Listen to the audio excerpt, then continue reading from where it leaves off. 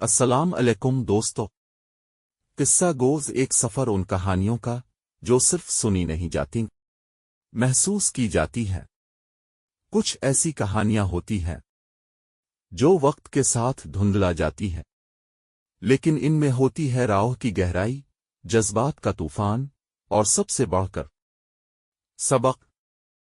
قصہ گو پر ہم آپ کو لے چلیں گے ان واقعات تک جو اسلام کی تاریخ میں روشن دیے کی طرح جلتے رہے، چاہے وہ بدر کا میدان ہو، بغداد کا بیت الحکمت، حضرت بلال کی اذان ہو، یا صلاح الدین کی ہمت۔ یہ کہانیاں صرف کتابوں میں نہیں ہیں، ہمارے خون میں شامل ہیں، اور آج ہم انہیں دوبارہ زندہ کریں گے۔